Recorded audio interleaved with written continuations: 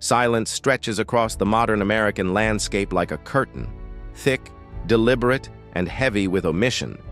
It is not simply the absence of sound, but the quiet that follows erasure. Beneath parking lots, reservoirs, highways, and subdivisions lie the remains of communities that once pulsed with vision and defiance. We walk across their foundations without knowing their names. Across the 19th and early 20th centuries, more than 100 self-governed black towns and districts were founded by formerly enslaved people and their descendants. They were not accidents of migration. They were acts of intention. In places such as Nicodemus in Kansas, Allensworth in California, and Eatonville in Florida, Black Americans built municipalities from raw land, establishing banks, schools, newspapers, farms, and churches. These towns were more than settlements. They were declarations of autonomy in a nation that had only recently ended slavery. To understand their rise, we must look beyond the myth that Reconstruction was merely chaos. After the Civil War, a powerful movement for self-determination surged through freed communities. When the promise of 40 acres and a mule collapsed, many chose not to wait for inclusion in hostile systems. Instead, they gathered resources, pooled labor, and moved into the plains, swamps, forests, and borderlands to build governments of their own. The Exoduster movement carried thousands westward.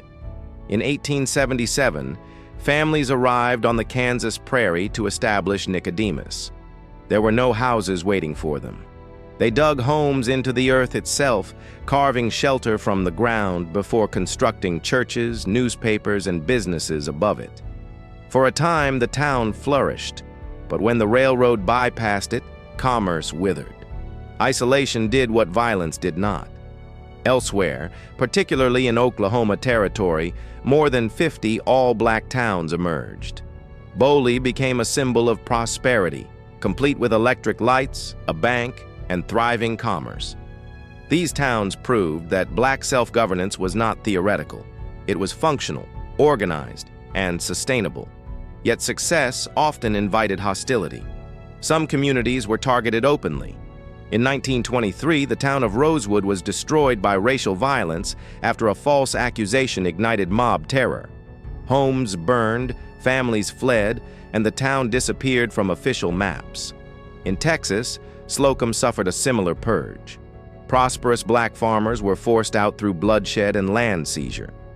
Other towns were dismantled more quietly. In Manhattan, Seneca Village stood as a property-owning black community decades before emancipation. It had churches, a school, and voting citizens. But when city planners sought space for Central Park, the village was condemned. Residents were forced to relocate. Their homes were physically moved or demolished. The land was redesigned into pastoral beauty, its prior history buried beneath curated grass. In Detroit, the neighborhoods of Black Bottom and Paradise Valley thrived as economic and cultural hubs. Jazz clubs, pharmacies, insurance agencies, and hotels, such as the Gotham Hotel, anchored a vibrant district. But mid-20th century highway construction cut directly through the community.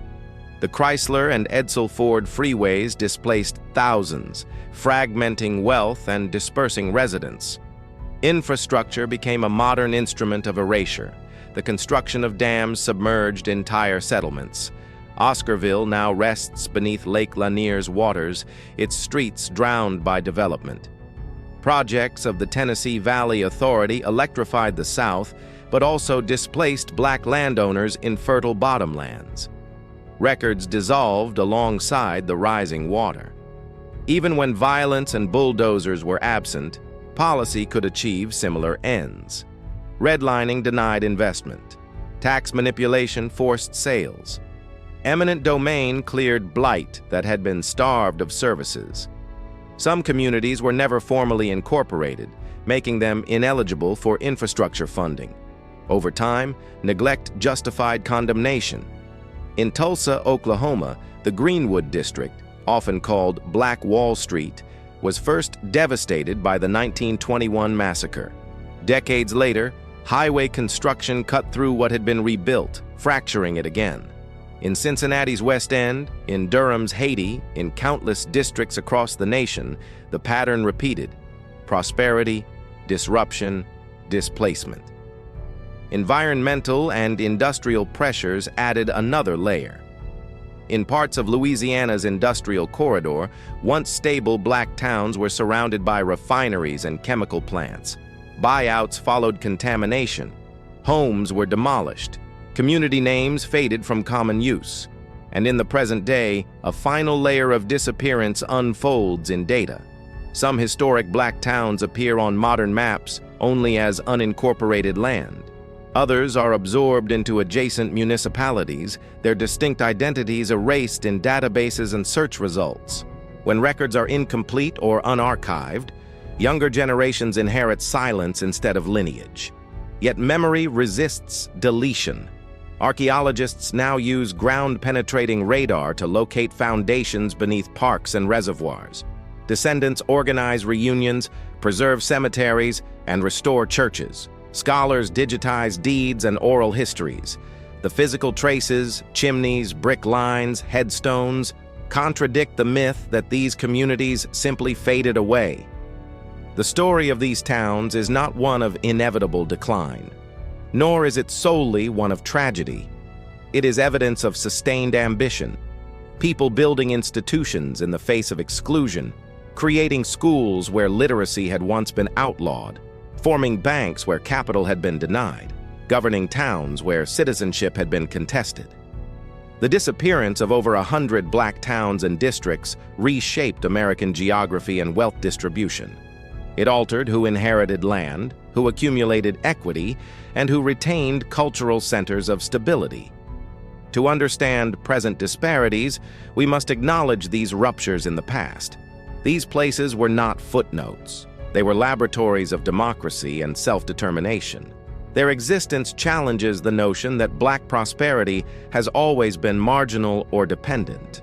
It shows that autonomy was constructed repeatedly and repeatedly disrupted. History does not stay buried forever. It seeps upward through archives, through family stories, through rediscovered foundations beneath highways and lakes. The map of America is not fixed. It is revised by those who insist on remembering. To honor these towns is not only to mourn what was destroyed, but to recognize what was achieved. Their blueprints, cooperation, land ownership, enterprise, education, remain instructive. Their stories belong not at the margins of textbooks, but at the center of the national narrative. The silence that once covered them is thinning. What remains now is the work of naming, teaching, and preserving, ensuring that the foundations beneath our feet are no longer invisible, and that the communities who built them are restored to the story of the nation they helped shape. And still, there is more beneath the surface. When we speak of these towns, we often focus on how they ended. But to understand their full meaning, we must linger on how they lived. In communities like Allensworth, founded in 1908 by Colonel Allen Allensworth, the vision was explicit: a self-sufficient agricultural colony governed and sustained by black citizens. There were plans for a university, civic organizations, and a structured local government. This was not improvisation. It was nation-building in miniature. Though water diversion and economic pressure stunted its growth, the ambition itself remained staggering. In Nicodemus, the prairie winds carried more than dust. They carried debate, sermons, school lessons, and the steady rhythm of enterprise. Families organized literary societies. Churches doubled as town halls. Newspapers reported not only local happenings, but national politics. Citizenship was practiced daily. In Oklahoma, towns like Boley and Langston nurtured institutions that still echo today. Langston became home to Langston University, one of the nation's historically black colleges and universities, a reminder that some seeds planted in those years endured despite surrounding hostility. These towns were ecosystems. Black-owned banks extended credit when white institutions refused. Mutual aid societies provided insurance before federal programs existed. Farmers formed cooperatives. Teachers were recruited not only to instruct children, but to shape citizens. Law enforcement, municipal governance, and commerce operated internally. For a brief span of decades, these communities modeled what economic circulation within a marginalized population could look like when not systematically drained. But success destabilized the racial hierarchy that white supremacy sought to enforce. Sometimes destruction came in spectacle, like in Rosewood or the massacre in Tulsa's Greenwood district. Other times it unfolded through paperwork and planning commissions. Highways were routed through neighborhoods deemed blighted, a label often manufactured by withholding investment. Urban renewal programs raised homes faster than replacement housing could be secured. Property tax reassessments suddenly soared in historically black areas poised for commercial redevelopment. Access roads bypassed black business districts, redirecting customers elsewhere. In Detroit, the dismantling of Black Bottom and Paradise Valley did not simply remove buildings. It dispersed social capital. A grandmother who once watched over a block from her porch was relocated miles away. A shopkeeper who extended credit based on familiarity lost his customer base overnight. Churches that served as organizing hubs were fractured into distant congregations. The damage was architectural, economic, and relational all at once. Water projects created another layer of invisibility. The flooding that submerged Oscarville beneath Lake Lanier did more than cover roads and homes. It dissolved proof. When land disappears beneath reservoirs, property lines vanish with it. Cemeteries sink. Stories grow harder to anchor to geography. Similar displacement accompanied developments overseen by the Tennessee Valley Authority, where modernization arrived hand in hand with relocation. And then there were towns that did not burn or flood, but suffocated. Sundown laws in neighboring municipalities restricted movement after dark. Rail lines bypassed black agricultural hubs, denying them markets. Banks redlined entire regions, starving entrepreneurs of capital.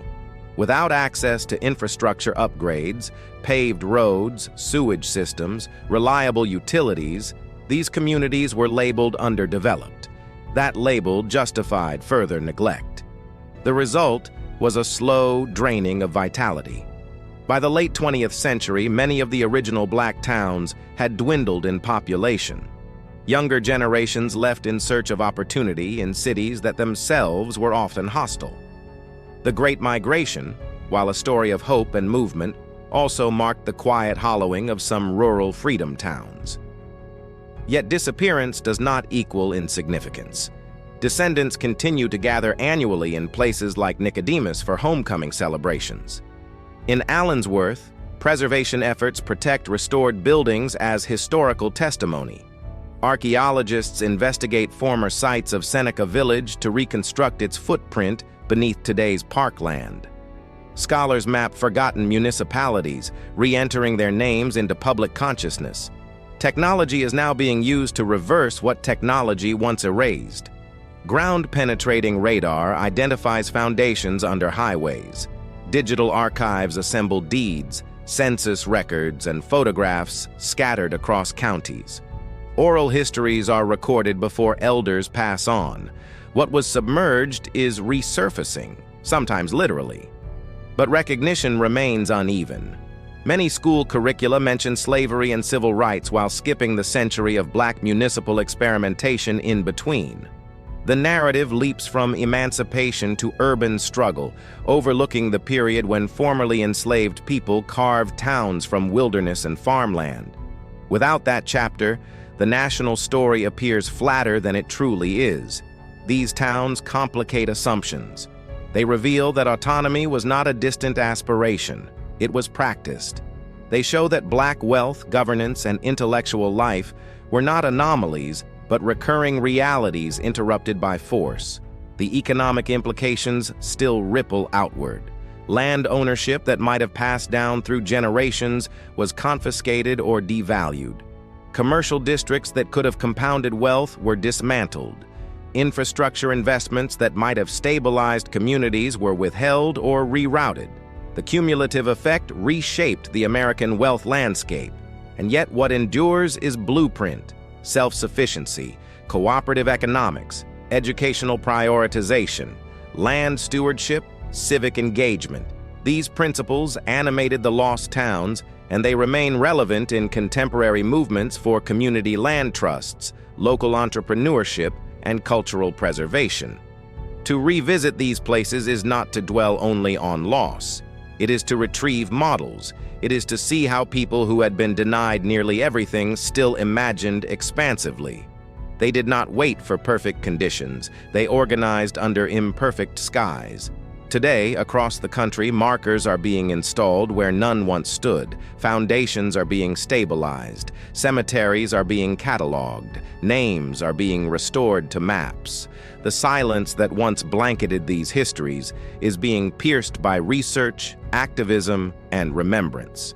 But memory alone is not enough. True reckoning requires public acknowledgement. Recognition that displacement was not incidental, that destruction was often deliberate, and that its consequences persist. It asks institutions to archive, to teach, to fund preservation, to consult descendants. It asks communities to examine how highways, dams, and zoning shaped racial geography. Standing in the present, we inherit both the void and the vision. The void is the absence of towns that might still be thriving centers of culture and wealth. The vision is the evidence that such towns once existed, and therefore can exist again. Beneath highways and reservoirs, beneath golf courses and subdivisions, beneath parks and parking garages, the foundations remain. Brick by brick, ledger by ledger, memory by memory, the story is being reconstructed. The map is not finished. And as these histories return to light, they insist on a broader understanding of America, not just as a land of broken promises, but as a land repeatedly rebuilt by those who refused to surrender the idea of freedom. The towns were not myths, they were municipalities, they were movements, they were proof, and their echoes are still here. There is also a deeper question that rises when we trace these vanished places. What would the country look like if they had been allowed to endure? If the agricultural belts around towns like Boley had expanded instead of being economically isolated? If rail lines had connected Nicodemus to national markets instead of bypassing it? If Rosewood had grown quietly into a generational stronghold rather than being reduced to ashes? If Black Bottom had been invested in rather than carved apart? The answer is not abstract, it is material. Land would have compounded in value, businesses would have expanded, schools would have produced successive waves of professionals, entrepreneurs, engineers, artists, lawmakers. Political representation would have strengthened from a base of municipal stability rather than perpetual displacement. Instead, each interruption reset the clock. When a community is burned, flooded, bulldozed, or rezoned out of existence, it does not simply lose buildings. It loses continuity.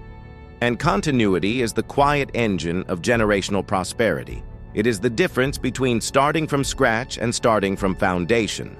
Many of these towns were experiments in cooperative economics long before the term became fashionable. Farmers pooled equipment. Shopkeepers sourced from one another. Teachers and ministers often served dual roles as civic leaders. Money circulated internally, multiplying its impact. This model, economic interdependence paired with local governance, posed a challenge to segregationist logic. It contradicted the narrative of dependency. It demonstrated competence in plain sight. That visibility made the towns vulnerable. The story of Seneca Village illustrates a broader pattern. When Black land ownership intersects with expanding urban ambition, power often prevails over preservation. The same was true in countless unnamed districts where condemnation notices arrived with bureaucratic calm. The language was almost always neutral. Public good, urban renewal, infrastructure improvement, economic development. But the outcomes were concentrated. Even environmental policy played a role. In the Carolinas and Georgia, Gullah Geechee communities that traced lineage directly to West African ancestors maintained coastal settlements for generations. Yet rising property taxes, resort development, and zoning shifts transformed ancestral land into luxury real estate. What began as freedom settlements slowly became vacation destinations. The erasure was rarely announced as such. It was incremental. A denied loan here, a rezoned parcel there, a road that diverted traffic, a school that closed due to declining enrollment after families had already been pushed out. Over time, maps changed, and with them, memory. But something remarkable persists: resilience embedded in place. In Kansas, the annual homecoming at Nicodemus gathers descendants who refuse to let the prairie swallow their story. In California, preservationists safeguard the buildings of Allensworth as a state historic park. In Florida, commemorations in Rosewood acknowledge what was once denied. These acts of remembrance are not symbolic gestures alone. They are assertions of belonging. Because to erase a town is to attempt to erase legitimacy. To remove it from the map is to suggest it never mattered. To omit it from textbooks is to imply it never thrived. Yet the records tell another story. Property deeds signed by black landowners in the 1800s, incorporation documents filed with state governments, newspapers printed with editorial boards and subscription lists, photographs of storefronts, parades, classrooms. These were not marginal outposts. They were functioning municipalities woven into the broader American economy, even when excluded from its protections. The national narrative often frames black history as a progression from enslavement to civil rights to modern inequality. But the lost towns disrupt that arc. They reveal an intervening chapter defined not solely by oppression, but by institution building. And that chapter matters because it demonstrates capacity. It proves that exclusion, not inability, shaped outcomes. It reframes disparities not as cultural deficiencies, but as consequences of disruption. There is also a psychological dimension to erasure. When young people grow up without visible evidence of ancestral achievement, aspiration can narrow. If the only inherited story is struggle, it becomes harder to imagine sovereignty. The lost towns offer a counter-archive, evidence that Black Americans governed cities, managed banks, ran utilities, owned farmland, and shaped civic policy. That knowledge alters self-perception. Today, scholars, archivists, and community historians are piecing together what was fragmented. University projects map historic Black municipalities. Oral history initiatives record elders before memory fades. Digital humanities tools overlay past maps onto present landscapes, revealing ghost grids beneath highways and lakes. Technology, once an instrument of displacement, is becoming an instrument of recovery. Still, recovery is urgent. Every unmarked grave that deteriorates, every courthouse record that decays, every elder whose story goes unrecorded widens the silence. Recognition must move beyond plaques and anniversaries. It must include curriculum reform, land acknowledgement, preservation funding, and equitable development policies that avoid repeating past patterns. Because the dynamics that erased those towns did not vanish. They evolved. Gentrification can echo urban renewal. Climate displacement can mirror dam projects. Data omission can replicate archival neglect. The question is whether awareness can interrupt repetition. Standing in the present, we inhabit the afterlife of those 100 towns. The economic gaps, the fractured neighborhoods, the concentrated poverty in urban cores, these are not isolated phenomena. They are linked to the dismantling of autonomous Black spaces that once distributed opportunity differently. Yet there is another inheritance available: imagination. If formerly enslaved people, within a generation of emancipation, could found municipalities on untamed land, digging homes from soil and building institutions from scratch, then contemporary efforts at community ownership, cooperative banking, and local governance draw from a lineage of proven possibility. Follow me for more hidden stories in Black history, and don't forget to like, subscribe, share, and press the bell icon.